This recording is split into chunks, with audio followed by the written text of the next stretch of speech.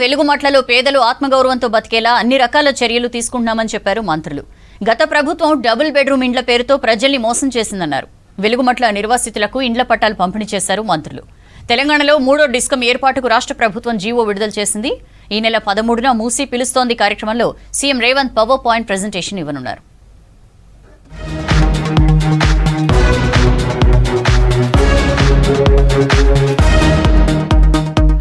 Road sector policy 2047కి అనుగుణంగా రాష్ట్రంలో రోడ్డు అభివృద్ధికి సంబంధించి ప్రణాళికలు సిద్ధం చేసుకోవాలని అధికారులను ఆదేశించారు సీఎం రేవంత్ రెడ్డి. హైదరాబాద్ నగరం నుంచి రాష్ట్రంలో ఎక్కడికైనా నిర్ణీత సమయంలో చేరుకునేలా రోడ్ల అభివృద్ధి జరిగేలా చర్యలు తీసుకోవాలన్నారు. సిటీని ట్రాఫిక్ ఫ్రీ నగరంగా తీర్చిదిద్దేందుకు కనెక్టివిటీ రోడ్ల అభివృద్ధికి తీసుకోవాల్సిన చర్యలను గుర్తించాలని ఆదేశించారు. ప్రతి ప్రధాన జిల్లా కేంద్రానికి ఒక రింగ్ రోడ్డు అభివృద్ధి చేసే అంశాన్ని అధ్యయనం చేయాలని సూచించారు. టీచింగ్ హాస్పిటల్స్, పెద్ద ఆసుపత్రుల నిర్మాణం వీలైనంత త్వరగా పూర్తి చేయాలన్నారు. రోడ్లు, భవనాల శాఖ ఉన్నతాధికారులతో సమీక్ష చేశారు ముఖ్యమంత్రి రేవంత్ రెడ్డి.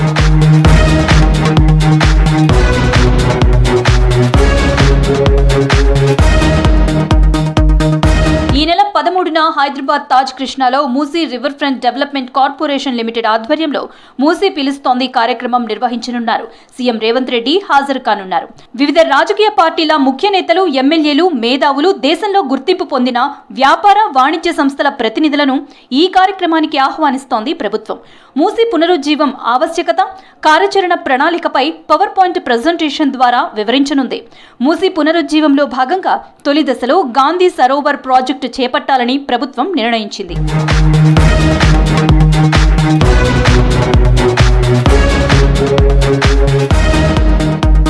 హైదరాబాద్ లోక్ భవన్ లో గవర్నర్ గా ప్రమాణం చేశారు శివప్రతాప్ శుక్లా.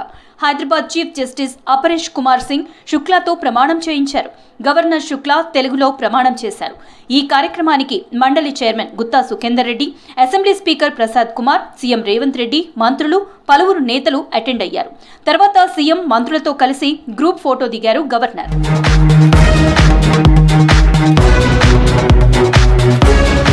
ఖమ్మం జిల్లా వెలుగుమట్లలో పేదలు ఆత్మ గౌరవంతో బతికేలా అన్ని రకాల చర్యలు తీసుకుంటామని చెప్పారు మంత్రులు. గత బీఆర్ఎస్ ప్రభుత్వానికి పేదలపై ప్రేమ లేదన్నారు. వెలుగుమట్లలో ప్రత్యేక లేఅవుట్ వేసి నిర్వాసితులకు ఇండ్లు నిర్మించి ఇస్తామని చెప్పారు. గత ప్రభుత్వం డబుల్ బెడ్రూమ్ ఇండ్ల పేరుతో ప్రజలను మోసం చేసిందన్నారు. ఖమ్మం వెలుగుమట్ల బాధితులకు ఇండ్ల పట్టాలు పంపిణీ చేశారు మంత్రులు. భూదాన పట్టాలు అనేటటువంటి ఫోకస్ హౌస్ సైడ్ పట్టాలు ఇచ్చారు.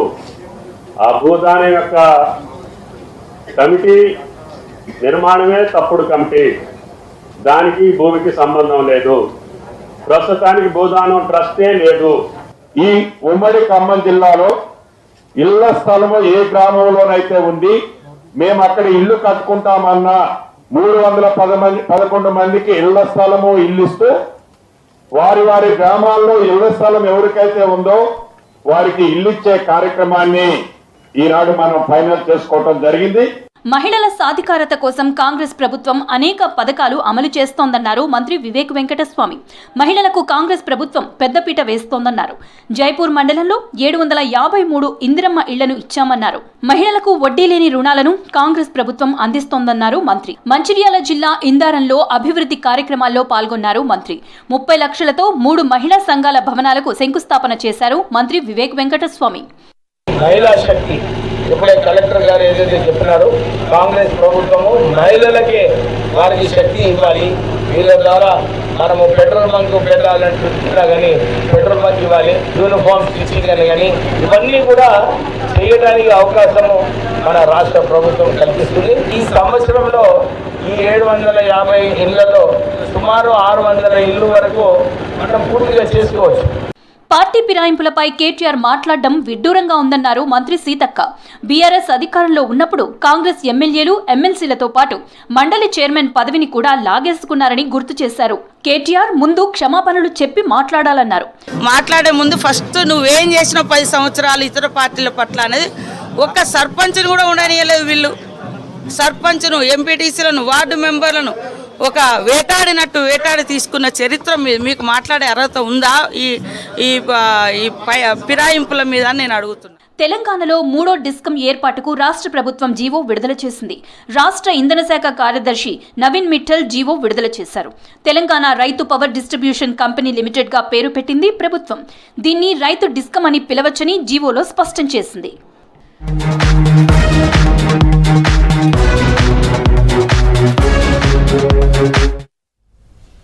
పార్టీ ఫిరాయింపులు, నైతిక విలువల గురించి మాట్లాడే హక్కు బీఆర్ఎస్ నేతలకు లేదన్నారు కాంగ్రెస్ నేతలు. రాష్ట్రంలో ప్రజాస్వామ్యాన్ని ఖూనీ చేసింది కేసీఆర్ఏనని మండిపడ్డారు. కేంద్రం పార్లమెంట్లో విపక్షాల గొంతు నొక్కుతోందన్నారు. లోక్సభలో ప్రజా సమస్యల్ని ప్రస్తావించేందుకే స్పీకర్ ఓం బిర్లాపై అవిశ్వాస తీర్మానం పెట్టామని స్పష్టం చేశారు కాంగ్రెస్ నేతలు.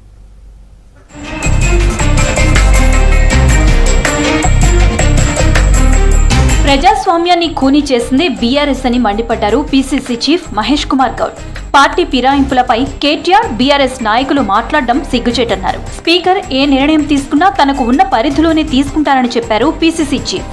కేటీఆర్, హరీష్ రావు ఏం మాట్లాడినా ప్రజలు వినే పరిస్థితి లేరు. ముఖ్యంగా ఈ ఎమ్మెల్యేల విషయంలో వారికి మాట్లాడే అర్హత లేదు. భారతదేశంలో అత్యంత హేయంగా ఎమ్మెల్యేలను కొన్నటువంటి పరిస్థితులు ఆనాడు బీఆర్ఎస్ పార్టీలో ఉండినాయి. ఎల్ఓపీ రాహుల్ గాంధీతో పాటు కాంగ్రెస్ ప్రభుత్వంపై ఫ్రస్ట్రేషన్లో బీఆర్ఎస్ వర్కింగ్ ప్రెసిడెంట్ కేటీఆర్ ఇష్టం వచ్చినట్లు మాట్లాడుతున్నారని మండిపడ్డారు పెద్దపల్లి ఎంపీ గడ్డం వంశీకృష్ణ. ప్రజలు అన్ని గమనిస్తున్నారని చెప్పారు. రాబోయే ఎన్నికల్లోనూ బీఆర్ఎస్ కి ఓటమి తప్పదన్నారు వంశీకృష్ణ. టిల్లు మర్చిపోతున్నాడు. టీఆర్ఎస్ పార్టీ హయాంలో 2019 ఎలక్షన్ కాగానే పోలీస్ ప్రెషర్ వాడి అన్కాన్స్టిట్యూషనల్ ప్రెషర్లు పెట్టి కాంగ్రెస్ పార్టీకి వెళ్ళి అప్పుడు దాదాపు 10 నుండి 12 ఎమ్మెల్యేలని దౌర్జన్యంగా పవర్ ప్రెషర్ పెట్టి వాళ్ళని టీఆర్ఎస్ పార్టీకి తీసుకోలేదా అని చెప్పి ట్విట్టర్ టిల్లుని ఈరోజు అడగడం జరుగుతుంది. లోక్సభ స్పీకర్ ఓం బిర్లా బీజేపీకి మౌత్ పీస్ గా వ్యవహరిస్తున్నారని ఆరోపించారు ఎంపీ మల్లు రవి. ప్రజాస్వామ్యంపై చర్చకు అవకాశం ఇవ్వాలని ప్రతిపక్షాలు ఎన్నిసార్లు కోరినా సమయం ఇవ్వడం లేదన్నారు. ఎల్ఓపీ రాహుల్ జాతీయ, అంతర్జాతీయ సమస్యలు ప్రస్తావించే ప్రయత్నం చేస్తే మైక్ కట్ చేశారన్నారు. తమ డిమాండ్లపై చర్చ జరగాలన్న ఉద్దేశంతోనే స్పీకర్పై అవిశ్వాస తీర్మానం ప్రవేశపెట్టామన్నారు మల్లు రవి. స్పీకర్ ఓం బిర్లా గారు leader of opposition Rahul Gandhi గారికి పార్లమెంట్లో మాట్లాడటానికి లేచినప్పుడు మైక్ కట్ చేయటం ఒక 20 సార్లు మొన్న జరిగినటువంటి పార్లమెంట్లో, ఇంత ముందు జరిగిన పార్లమెంట్ సెషన్లో మైక్ కట్ చేయడం జరిగింది. లోక్సభలో టీడీపీ ఎంపీ లావు శ్రీకృష్ణదేవరాయలు తెలంగాణ ఏర్పాటుపై చేసిన వ్యాఖ్యలకు కౌంటర్ ఇచ్చారు ఎంపీ చామల కిరణ్ కుమార్ రెడ్డి. లోక్సభలో తలుపులు మూసి బిల్లు పాస్ చేశారని టీడీపీ ఎంపీ చెప్పడం కరెక్ట్ కాదన్నారు. అందరి మద్దతుతోనే తెలంగాణ బిల్లు పాస్ అయిందన్నారు చామల. పార్లమెంట్లో ఆ రోజు స్పీకర్ మీరా కుమారి గారు తీసుకున్నటువంటి ప్రత్యేక రాష్ట్ర తెలంగాణ తప్పు నిర్ణయం అని, ఆ రోజు తలుపులు పెట్టి మరీ నిర్ణయం తీసుకుర్రని చెప్పి తెలిసి తెలియని మాటలు మాట్లాడుతున్నారు. రాజ్యాంగబద్ధంగానే తెలంగాణ రావడం జరిగింది. పార్టీ ఫిరాయింపులకు సూత్రధారి బీఆర్ఎస్ అధినేత కేసీఆర్ అని ఆరోపించారు ఎమ్మెల్యే కడియం శ్రీహరి. తప్పు ఒప్పుకొని కేసీఆర్ క్షమాపణ చెప్తే తాను రాజీనామాకు సిద్ధమని చెప్పారు. నైతిక విలువల గురించి మాట్లాడే హక్కు కేటీఆర్ కి లేదన్నారు. మంగళవారం జరిగిన బీఆర్ఎస్ ఎల్పీ సమావేశానికి ఎందుకు పిలవలేదని ప్రశ్నించారు ఎమ్మెల్యే దానం నాగేందర్. వ్యక్తిగత స్వార్థ ప్రయోజనాల కోసం కొందరు సీఎంపై బురద చల్లే ప్రయత్నం చేస్తున్నారని మండిపడ్డారు. పార్టీ నాకు ఏ రకమైన షోకాజ్ నోటీస్ ఇవ్వలేదు. పార్టీ నా నుంచి ఏ రకమైన వివరణ అడగలేదు. కేసీఆర్ గారు ఎన్నడూ కూడా ప్రజల ముందుకు వచ్చి, మీడియా ముందుకు వచ్చి పార్టీ ఫిరాయింపులపైన మాట్లాడలేదు. ప్రజాస్వామ్య విలువలు అనే పదం ఉచ్చరించడానికి కూడా కేసీఆర్ కుటుంబానికి అర్హత లేదన్నారు ప్రభుత్వ విప్ ఆది శ్రీనివాస్. ప్రజాస్వామ్యాన్ని, రాజ్యాంగాన్ని రాజ్భవన్ సాక్షిగా కేసీఆర్ సర్కార్ ఖూనీ చేసిందన్నారు. రాష్ట్రంలో పార్టీ ఫిరాయింపులు మొదలుపెట్టింది కేసీఆర్ అన్నారు కాంగ్రెస్ ఎమ్మెల్సీ అద్దంకి దయాకర్. మొదట మొదలుపెట్టింది కేసీఆర్. ఎవడండి పార్టీలో ఫిరాయింపులు చేసేది? చీరి చింతగట్టరు. చీరి చింతగట్టే కేసీఆర్ ఎక్కడున్నాడు? ఇప్పుడు ఆయనే కదా 38-39 మంది ఎమ్మెల్యేలను, ఎంపీలను, వివిధ పార్టీలను మొత్తంగా లాక్కున్న కేసీఆర్ ఎటుపోయిండు? ప్రజాపాలన ప్రగతి ప్రణాళికలో భాగంగా భద్రాద్రి కొత్తగూడెం జిల్లా దమ్మపేటలో ఏర్పాటు చేసిన హెల్త్ క్యాంప్ లో పాల్గొన్నారు ఎమ్మెల్యే ఆదినారాయణ. క్యాంపులో ఒక్క డాక్టర్ కూడా లేకపోవడంతో ఆగ్రహం వ్యక్తం చేశారు.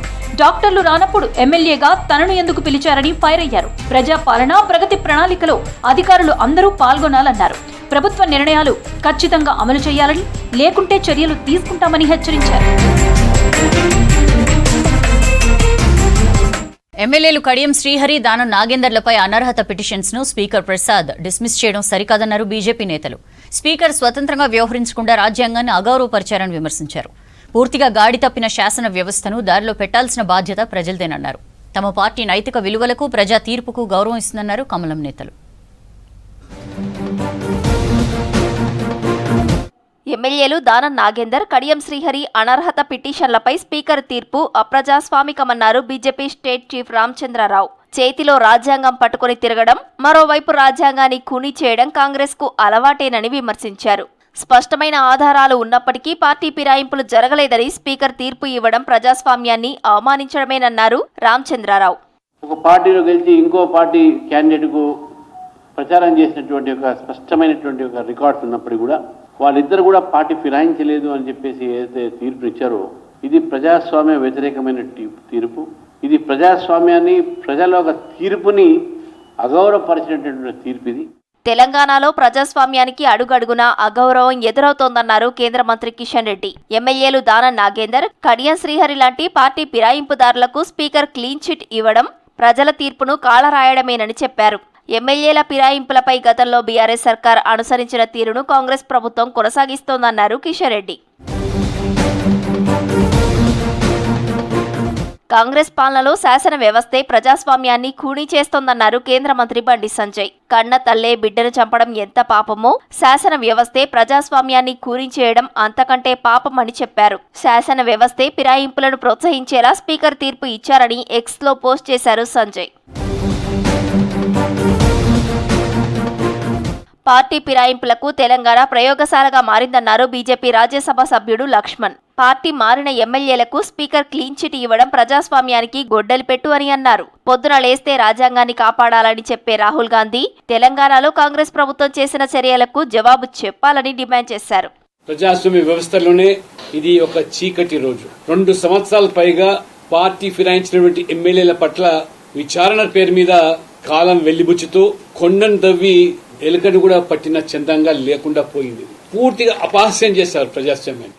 తెలంగాణ అధర్మానికి అధికారం ముద్ర వేస్తే కాంగ్రెస్ కనబడుతుందన్నారు బీజేఎల్పీ నేత ఏలేటి మహేశ్వర్ రెడ్డి. ఎమ్మెల్యేలు దానం నాగేందర్, కడియం శ్రీహరి పార్టీ మార్పుకు ఆధారాలు లేవని స్పీకర్ చెప్పడం అధికార దుర్వినియోగమేనని చెప్పారు. స్పీకర్ ప్రజాస్వామ్యాన్ని ఖూనీ చేస్తున్నారని ఫైర్ అయ్యారు ఏలేటి మహేశ్వర్ రెడ్డి. మరి ఎక్కడ కూడా ఆధారాలు కనపడతలేదంటే ఇంతకన్నా ప్రజాస్వామ్యాన్ని కూని చేసినటువంటి సంఘటన గతంలో ఎన్నడూ ఈ భారతదేశంలో చూడలేదు.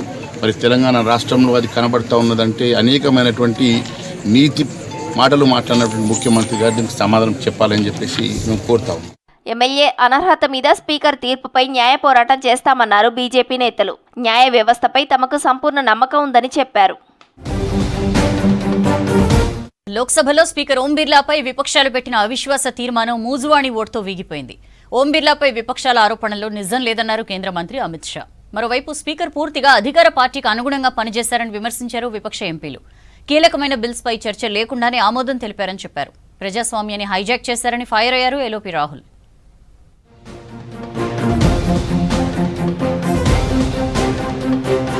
పార్లమెంట్ బడ్జెట్ సమావేశాలు హాట్ గా జరుగుతున్నాయి. లోక్సభలో స్పీకర్ ఓం బిర్లాపై పెట్టిన అవిశ్వాస తీర్మానంపై సుదీర్ఘ చర్చ జరిగింది. అధికార, విపక్ష ఎంపీల వాదనలతో సభ దద్దరిల్లింది. పారదర్శకంగా వ్యవహరించాల్సిన స్పీకర్ అధికార పార్టీకి కొమ్ము కాశారని విమర్శించారు విపక్ష నేతలు.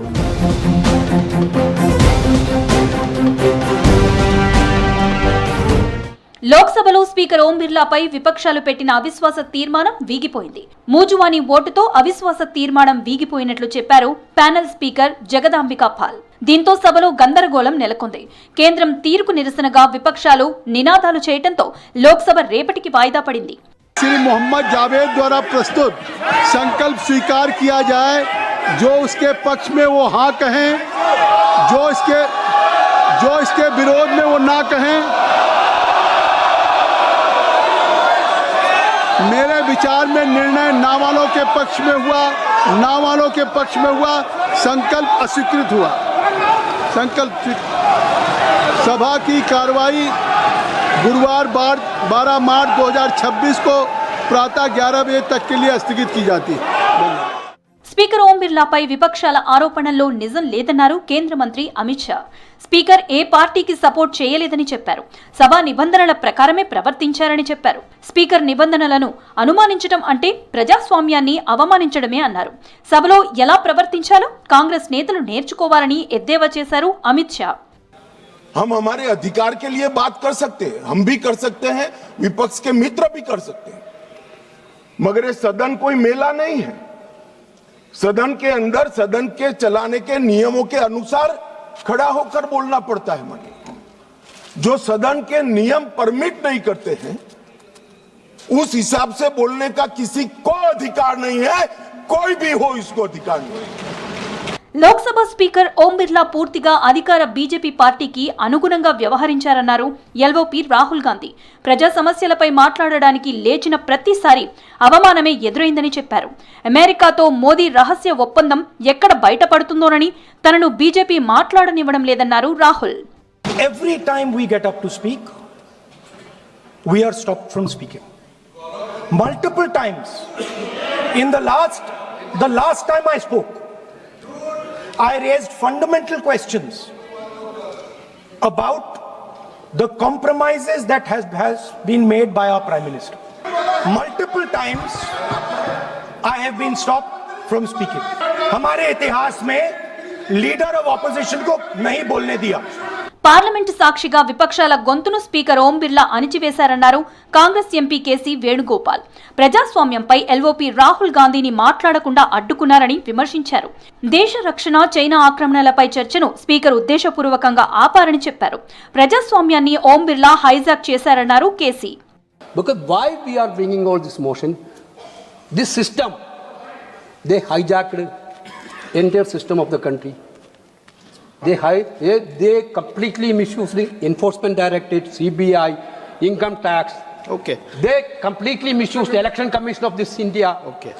They are trying to misuse judiciary of this country. Now they completely want to judiciary the parliament of this country. ప్రజాస్వామ్య వ్యవస్థలో స్పీకర్ పదవి ఉన్నతమైందన్నారు MIM chief MP Asaduddin Owaisi. సభలో అందరినీ సమానంగా చూడాల్సిన బాధ్యత స్పీకర్ పై ఉందన్నారు. పార్లమెంట్లో విపక్షాల గొంతును అణచివేయడం అనేది నిరంకుశత్వం కంటే ప్రమాదకరమైందన్నారు ఓవైసీ. పశ్చిమాసియాలో జరుగుతున్న యుద్ధంపై ఆందోళన అవసరం లేదన్నారు ప్రధాని మోదీ. గల్ఫ్లోని భారతీయుల్ని రక్షించడానికి అన్ని ప్రయత్నాలు చేస్తున్నట్లు చెప్పారు. సంక్షోభ సమయాల్లో ప్రజల్ని ఒంటరిగా విడిచిపెట్టమన్నారు. ఇప్పటికే గల్ఫ్ దేశాల నేతలతో మాట్లాడినట్లు చెప్పారు. భారత రాయబార కార్యాలయాలు 24 గంటలు సాయం అందిస్తున్నట్లు తెలిపారు. కేరళలోని ఎర్నాకుళంలో పర్యటిస్తున్న ప్రధాని పలు అభివృద్ధి పనులకు శంకుస్థాపన చేశారు. కాంగ్రెస్ పార్టీ ప్రతిదీ రాజకీయం చేస్తోందని ఫైర్ అయ్యారు మోదీ. लेकिन 21st सेंचुरी के पहले 25 साल में एलडीएफ और यूडीएफ ने केरलम को युवा शक्ति से वंचित कर दिया है और कांग्रेस को तो केरलम के युवाओं पर, देश के युवाओं के सामर्थ्य पर भरोसा ही नहीं है. केरलम के लोगों ने तो देखा है कि कांग्रेस के युवराज को. That's all for now.